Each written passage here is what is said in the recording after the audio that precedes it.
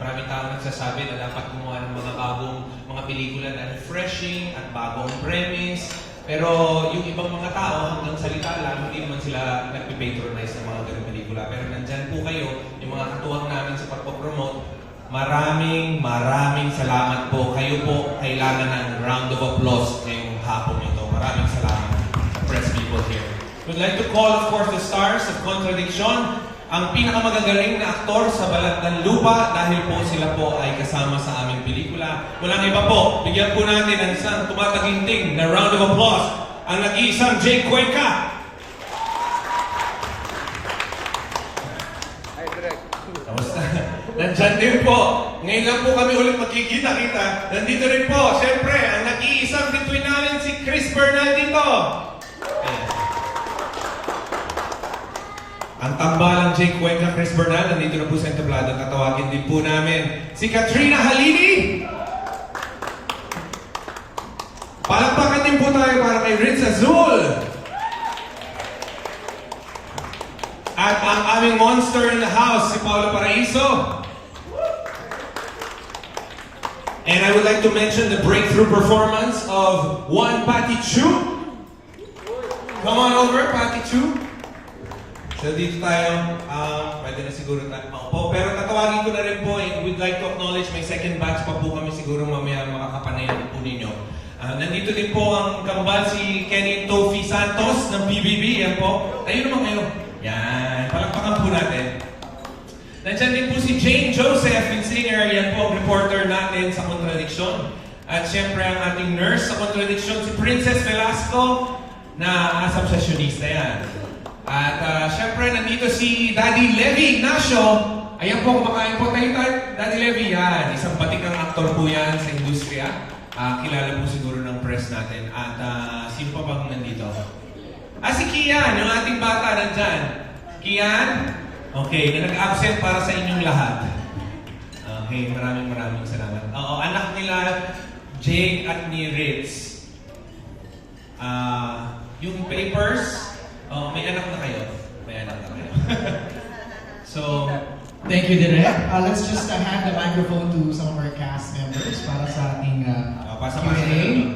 Ilang mic ba ito? Yan, dalawa natin. Tatlo bale. Okay, siguro let's give this opportunity para bumati muna yung ating cast. Let's start with Paolo. Paolo, please, greet everybody. Hello, good afternoon guys. Thanks for coming. Hello po, good afternoon. Good afternoon po. Ayun po, may palang hihingi po namin ng tulong na i-promote na yung pelikula namin. Maraming salamat sa pagpunta ninyo. Sana po supportan yung pelikula namin, KontraDiksyon, June 26. Hello po, maraming salamat po sa oras ninyo and thank you, Ulet Belfins, for this opportunity. Ayan, magandang hapon po sa inyong lahat. Hinihingi po namin ang suporta nyo na sana po ipakalat natin ang KontraDiksyon June 26 na po. Thank you. Magandang hapon po sa inyong lahat. Sige po, kain lang po kayo. Enjoy lang po kayo. Sana po, mapanood nyo rin po itong KontraDiksyon at sana may pakalat natin ng mabuting balita na sa June 26 na po ilalabas ang KontraDiksyon. Maraming salamat po. Thank you so much. Direk, nakita na namin yung trailer ng movie, no? Siguro, in your words, gusto namin marinig, tungkol saan ba ang KontraDiksyon? Parang ang boses. I know, right? Parang voice over na ba, Direk? Parang ng mga paparazzi natin dyan. Maraming salamat sa... Ang KontraDiksyon po ay pwedeng basahing contradiction or contradiction. And it's a play of words, of course, and actually, that's not the original title. Okay. But it was Ma'am Kathleen Tigo who actually inspired me to write another title for the movie, and I think it works.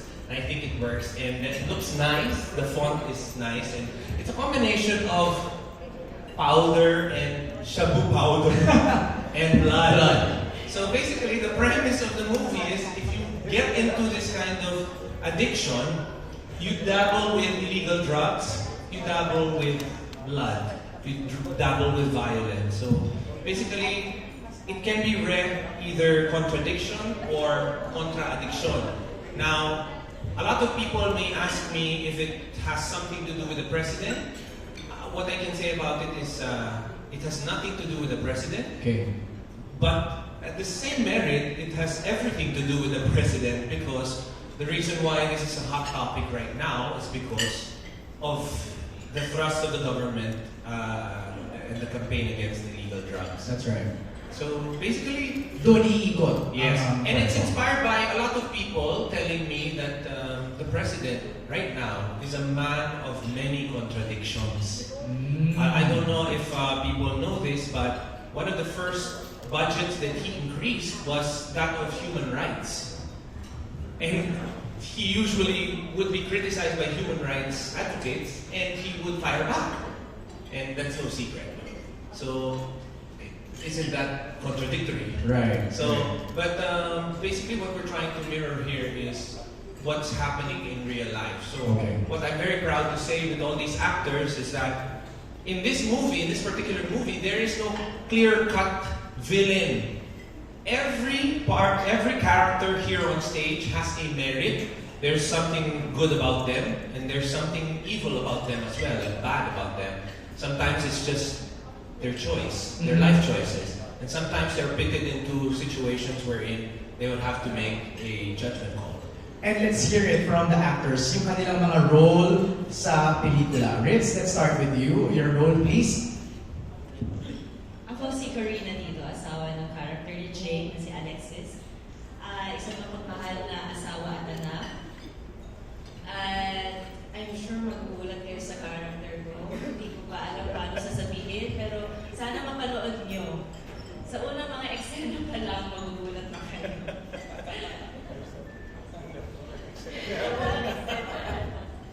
Ako naman, ang role ko dito si Yvonne Acosta, director po ako ng PIDEA.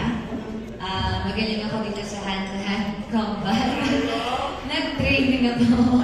So, ayun. Yung character ko dito, mabilis ako magtiwala to the point na medyo naive na. So, ayun. Hindi naman ako kontrabida dito. So, ayun. Thank you. Ako po si Jessica Puyat. I'm a call center agent. And may anak ako, I'm a single mom, and meron din po ako, kasama ko din po ang nanay ko. And also, on the side, I'm a drug pusher and drug addict. No naman addict, but drug user. So, pero hindi ko siya ginagawa dahil gusto ko siyang gawin and addicted ako. Ginagawa ko siya to provide for my family kasi yun nga, kailangan ko may extra income. So, ganun din yung contradiction sa life or sa puso ni Jessica na gagawin ko ba ito o hindi at kung ano yung tama. Dahil gusto ko lang naman makapag-provide at mabigyan ng magandang buhay ang pamilya ko. Thank you, Chris. Jake? Yeah, ako naman dito si Alexis Bordasa, isang anti-EJK advocate na nagpuprotesta hanggang sa nangyari hindi inaasahan sa pamilya ko na nangyari sa harapan ko. And at that point, nag-decide ako sumali ng PIDEA. Pero for the wrong reasons kasi parang ang gusto kong hanapin ng umapema pumatay sa pamilya ko. So yun yung journey ng character. Yun po. Thank you, Jake. Patty? Ako po dito si Jerwin, user and drug addict. Short and sweet. Short and sweet lang, ha? Short and sweet. Ayaw nang spoil ni Patty. Ako po si Paolo, I'm addicted to drugs. Addicted to AA. Ako po dito sa movie, ako si Monster. Lahat ng hindi inaasahan na mangyayari ni Jake sa character niya dahil sa akin. Oh. So, pero hindi sa akin nagtatapos yun. Yun naman yung part ng movie na magaan feel naman yun. Hindi sa akin magtatapos. Hindi sa amin magtatapos sa buong story. It's a much bigger story. So, Thank you, Paolo. Okay. May question tayo from our media friends. Let's start off with... Can I just call one of the main cast then is here already? Sorry to interrupt your lunch, but John Quinn is here. You came all the way from Tagaytay. Senyor, kahit ba? He plays Congressman Quijano. Nandito may chair na dito. Yeah, bati ko. Good afternoon po. My name is John Cuenco and I'm an alcoholic. Ay, hindi pala to. Sorry. Hindi pala to. Kahapon yun! Narehab na po. Seriously, good afternoon. My name is John Cuenco. Kaya po nang sabi ni Direk, kakagaling lang sa Tagaytay. Buti pinayagan po ako ng ABS na matapos kagad yung exam today. So, I'm playing Congressman Anton Quijano. I am one of the staunch oppositionists ng Presidente. But I have my own ideals and my mga principles na pinaglalaban ko palagi. And I'll do it in any way that I can. And I'll fight for the right of people of the Philippines. Some kind of like that. You know? Alright, salamat po. Ito na, first question mula kay Kuya Ricky Lo. Hi, Nigel or Neil or whatever. Yeah, or both is correct. pronounce it. Thank you, Tito Ricky. Yeah, could you tell us more about yourself? Kasi karamihan dito sa amin, parang bago ka. Could you give us a little background about yourself aside from being a Palangmo winner and how you got involved in this project? Actually, I'm a multifaceted guy. A lot of people call me a Renaissance artist because I'm a production designer. Ako one of the protege of Salvador Bernal. I would just have to mention that because he's one of my mentors in production design. And I've won a lot of Best Male Host in Aliw Awards, and then I'm also a singer-songwriter. I'm currently a board of directors at PhilSCAP, along with sila Rico Blanco, si Sir Ramon Chuaing din. At I'm also a part of the board of Aliw Awards, and I'm also with MTRCB, one of the board of directors of MTRCB, and one of the directors in PACCOR. So, aside from that, we also do projects with DNR, and I sing, I dance, I beatbox, I play 16 musical instruments, I break dance, and tumatanggap din po ng labata at Notary Public. Yun po. Could you explain the spots under your eyes? Kasi parang maka-curious yung mga tao. Does it mean Thank you for asking. Coming from you, it sounds so profound when you ask that. So I'm going to answer that with a decent question. For the first time in my life, I will answer that with a decent and the right answer to tell you the truth. No? Usually when people ask me that, it's superficial. So I just perfunctorily would say, it's branding. So people remember me. But actually, I have a foundation for the poor. We grant free performing arts classes to poor underprivileged street kids. And I've been doing that for many, many years. Even before Efren Peña Florida, who I really, really admire in what he keeps on doing. We've been doing that. We've been granting free performing arts classes to poor underprivileged street kids, drama, music class, and everything. Since I studied from power dance in Ballet Philippines and everything. So we did that in Payata, Smoky Mountain, in Nueva Ecija.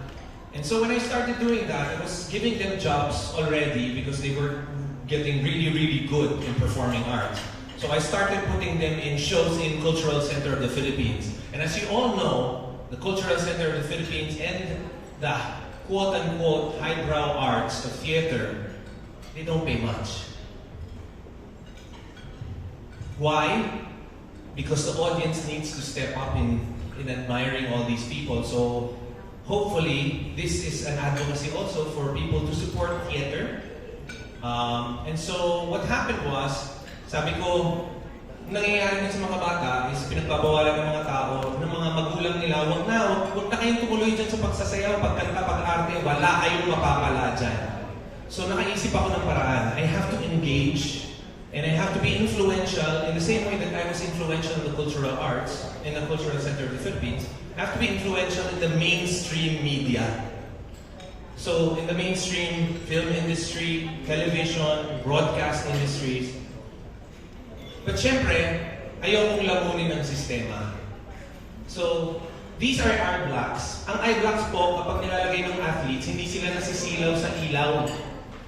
So this is the remembrance that every time I put on a show, it reminds me that hindi sana ako lamunin ng ilaw ng showbiz.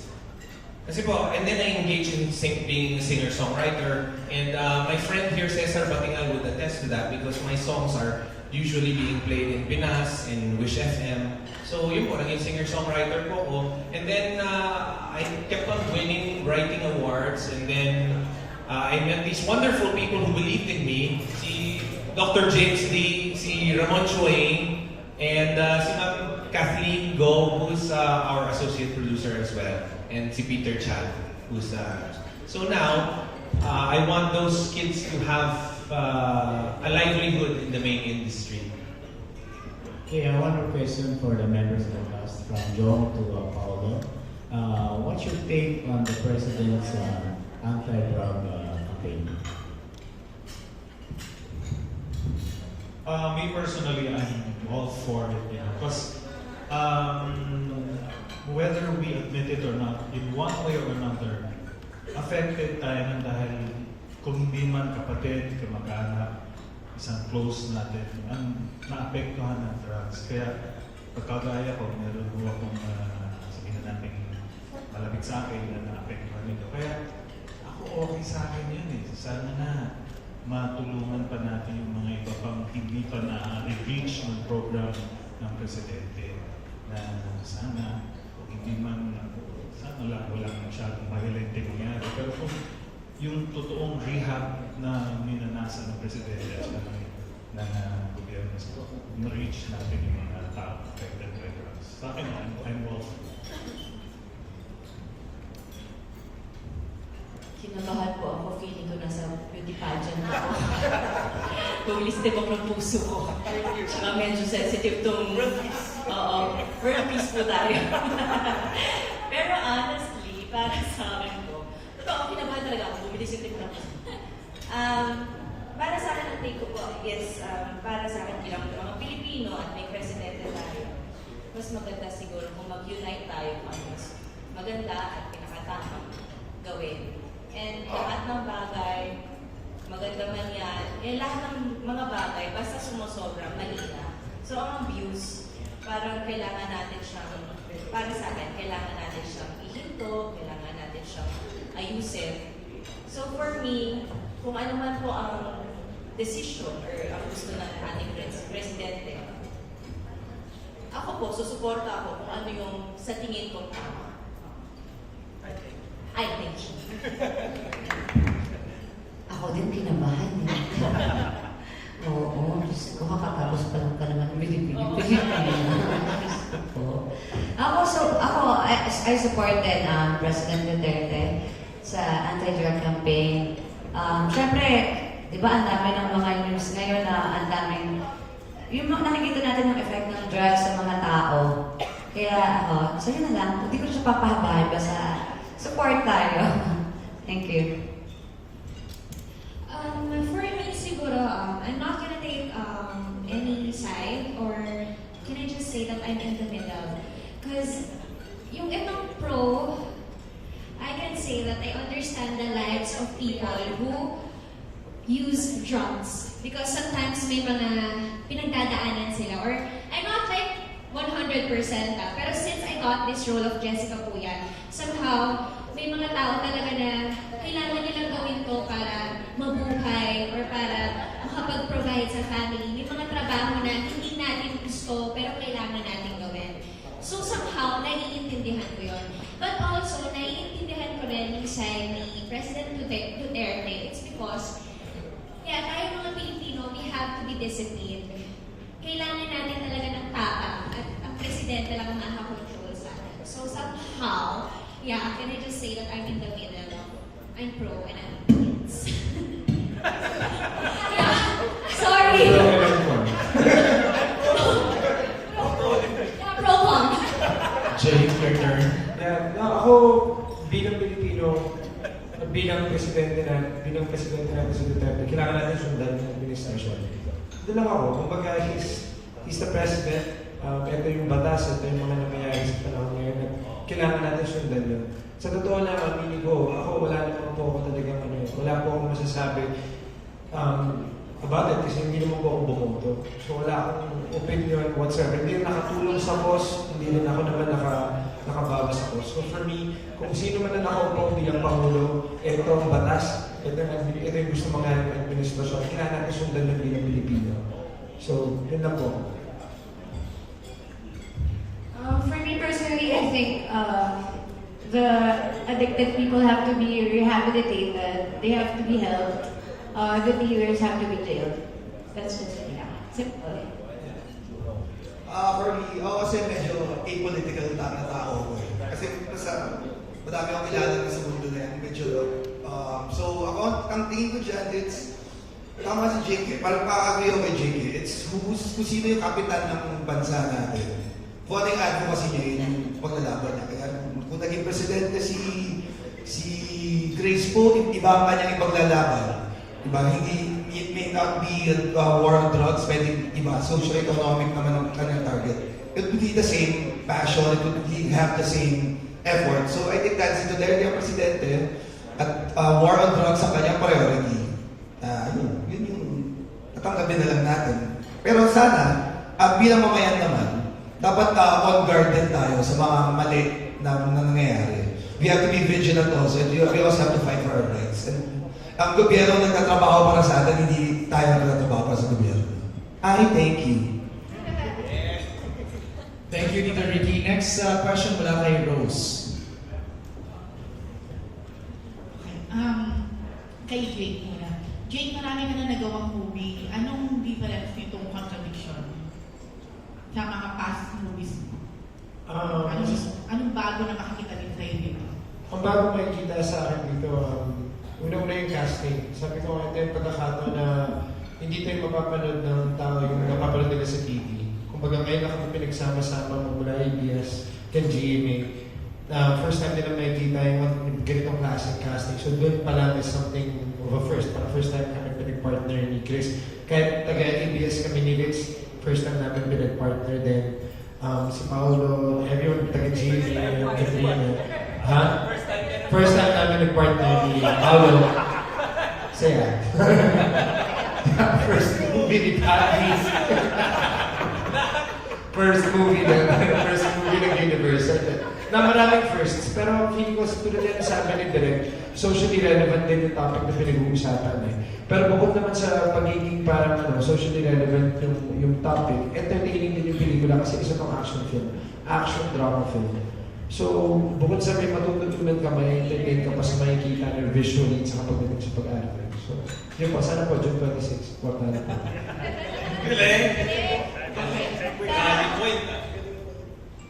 Kay Chris, kay Katrina, at saka kay Rich, ayun na, pinagsama-sama kayong tatlo talaga dito. So, I mean, ano yung role nyo dito na hindi ba kayo nagkakapawan? Or ano, paano? Kumusta? Ako po muna. Parang malabo kung magkasapawan kaming lahat kasi hindi po kami nagka-eksena. So, magkakaiba na pero.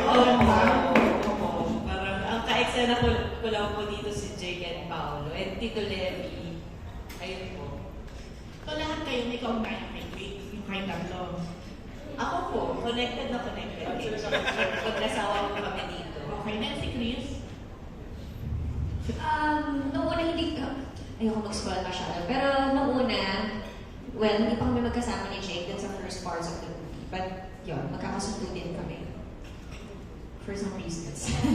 Pero wala kami sapawan kasi hindi kami nagka-eksena. And feel ko naman, siguro naman, wala, may kanya-kanya namang acting. May kanya-kanyang moment din naman po. Sikat.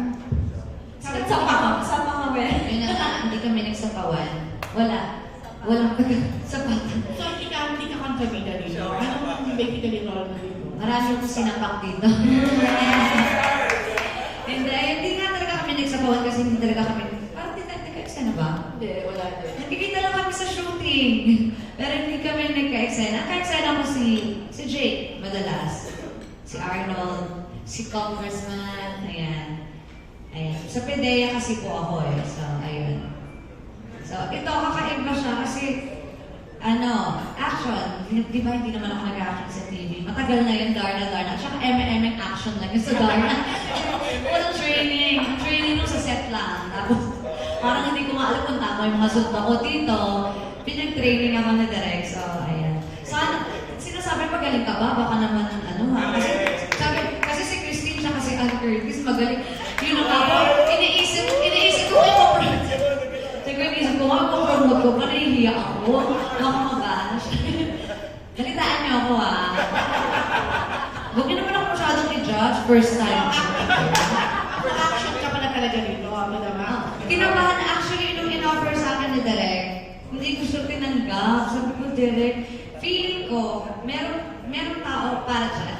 Hindi ako, parang hindi ko nakikita sa sarili ko talaga. Kasi pag-aalala niya ako ng MMA, ng IPD, mga ganyan. Sabi ko, Direk, parang hindi ako ganyan, hindi yan ako.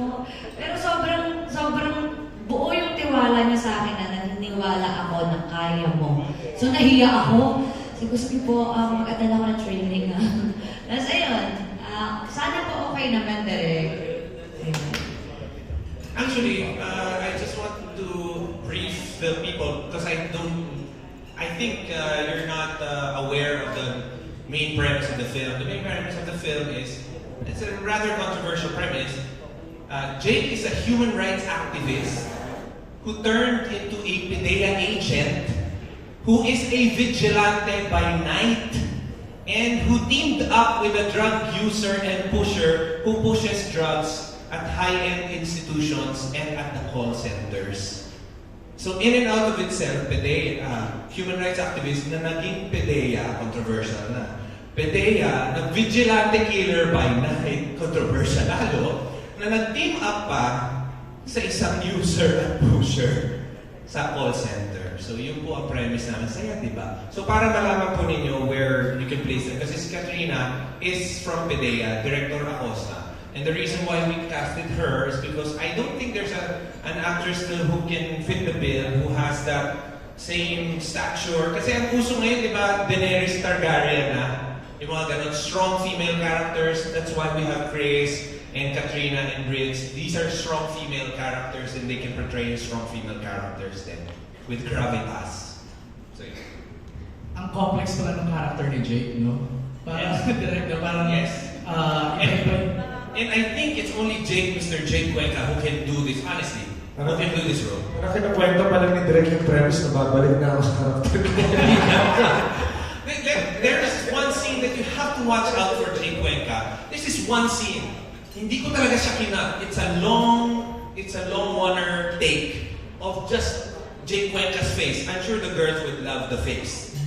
But the transition that happens from one emotion to the other, he shows 3 emotions in one clip, in one shot. 3 emotions, and you can see the actor's process in his head. Right. He's such an intelligent actor, actually. There was this one time that we had this very, very big scene that we had to sit down for 30 minutes and discuss what's going to happen, even though we've read the script. We had to discuss each other's motivations. It was a lengthy discussion. But I really love the discussion because that means that this guy is so meant for Hollywood. wow! Reaction mo dun, Jake, sa mga feedback ni Direk sa acting mo. Thank you. So, nagpapasalamat ako kay Direk kasi ginayaan niya ako. He let me, and then we collaborated. And ako, sabi ko yung buong proseso ng pag-shooting namin, I enjoyed it. Kinabay ni Direk yung premise kanina para akong may postpartum. Nakabalik ako sa pinagdaanan ko sa pelikula. Pero nag-enjoy ako sa film na to. As an actor, sabi ko nung binasa ko yung script na to, sabi ko, baka controversial yung topics again. Pero as an actor, it's a dream role of an actor. Right. Sabi ko, pag unang basa ko ng script, game na ako. Agad-agad yun. Count me in. So ako nagpapasalamat lang ako for the opportunity today. Thank you so much. Films Universal, thank you so much for the opportunity at yung pagtitiwala po. Maraming salamat. Actually, mamaya meron tayong special preview ng ilang snippets daw ng mga scenes sa pelikula na before we end the Q&A, papakita natin. Pero Direk, I have a question, siguro sa cast na rin kay Direk, no? Parang the issue of war on drugs is so controversial na the nation is divided na against or pro, no? Are you ready for the feedback that the movie will receive? Actually, it's weird kasi yung feedback na nare-receive ko, it's no secret that I support the president. It's no secret. But if people ask me if the movie is pro-administration, I think it's not. It's definitely not. Because the reason why I wrote the script is I was just so excited that we live in a time wherein people are so divided and they bash each other on social media, and I wanted to encapsulate that emotion. And there's only one way that I can do that is by giving voice to both those against it and those for it. So meaning to say, the movie is sabong. Okay. Sabi nga ni Direk, just add, sabi ni Direk, yung gusto lang namin, yung aspiration lang namin sa film is lumabas ng tao na pag-usapan yung pelikula. Kasi talagang very fair. Fair for both parties. By fair, do we mean, did you have to consult Pidea on certain scenes? Did you have to do immersions? And shot in Pidea. Okay. Did you have to consult and talk to like the victims or drug users themselves and ask for...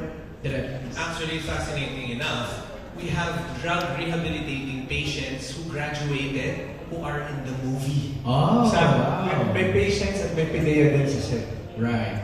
Diba? Kasi we had them sign waivers, of course, but they graduated from it. Right. And the graduation ceremony that you will be watching in the movie is an actual graduation in the rehab centers. So, we're showing also na hindi pinapatay yung mga addict at pusher dito kasi meron kami actual talaga eh. Right. But at the same time, we're showing different faces of it because at the end, the reason why I wrote this script is because can we just agree to disagree without being disagreeable to each other? Is it possible for us, when we discuss this issue, that we open our hearts and understand each other's opinions rather than bashing each other? Right. Because sometimes, even in opinions that separate us from each other, because we have strong opinions of it, no? Sometimes we just want to argue with another person so that we can convince the other person to go over to our side. Right. Instead of hearing out the other person, what the other person sees in his or her own perspective. So for me, the ultimate dream that I have for the film is peace. Sabi nga, di ba? World peace. Sabi nga ni Rick Sassuol, world peace. Babalik tayo sa binibining Pilipinas talaga. World peace talaga. I asked some of the press, they wanted to sit down with you sa round table dito, no? Parang instead of voicing their questions. Siguro last question lang before we wrap this up. Did I handpick ba ang cast mo dito? Or did they have to audition for their roles? You know, it's so fascinating. For me, this is the work of God. I will not be coy about it. Can I tell them the plan before? I have to get approval from the bosses, they're done. So we wanted to, the Bell Films wanted to produce an action film with Robin Padilla attached to it. Okay? So we wrote a couple of scripts and drafts and stuff like that. And then it became a trilogy, and then it became a rom-com. And then Robin couldn't make it because he's doing Marawi or something. Right. He was busy with something else. It was as though God told me to write what's in your heart. So I was there in Milan and I wrote it. The reason why there's a character there, Destra and Sinistra, is because I wrote the script in Milan. I don't know why I had to say that. Because we're premiering in Milan. We're also bringing the movie in Milan. Wow! So maybe that's the reason why. So I wrote it there, and I wrote what's in my heart. So the central character is an anti-hero. It's so hard to cast somebody who can play both hero and anti-hero. Bida kontra bida. Then, when the script arrived, a lot of people liked it and stuff like that. And Elizabeth Oropesa said, tinanggap niya yung role dahil third sequence pa lang nalaglag na siya sa upuan niya. And then we were throwing names around, and then I was, of course, there was a short list, and I was saying Jay Cuenca is one of the best actors we have in this industry, and I think he fits the bill. But this is so different from the plans that we had before. This is going to be a complex character, and I think he's going to be able to do this. Because what's so fascinating about this guy is he's this dashing debonair, but he can also play the bad guy. But this movie is not being a bad or being good. This is a complex character talaga. So, when we first met, the sinabi sa akin ni Jay was it heaven sent. What he said was, direct nabasa ko na yung script, parang nocturnal animals. And I go like, yes! Same wavelength kayo kaagad, ha? Exactly. And I think there's nobody on this planet who can play the role except Jay Cuenca. Wow. You know what? During the shoot, you say before that it's a complex character, but you know, it was like clockwork for this guy. Because he knows the character like the back of his hand. Right. And he knows the complexities. You know, I don't know if a lot of people knows this, but Jake goes on a hiatus from showbiz just to study acting in New York. Right. Every year, right? Every year. Every other day. Every other year. So yun. Si Jake, so I just gotta hand it to Jake. And for me, there's no other guy who can play this role because, you know, can I just say something remarkable, but I don't know if it's going to be off the cuff. A lot of people, parati, tuturo din po ako ng acting workshops before sa ABS-CBN ever since I was in third year high school.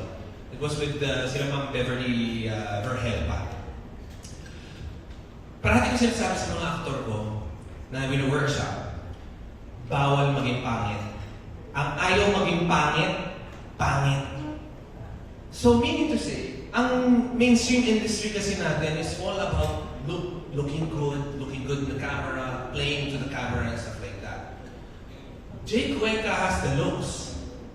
But Jake Cuenca is unapologetic with his looks. When you watch the film, it's unadulterated. Uhog kung uhog, iyak kung iyak. Walang make-up, fight.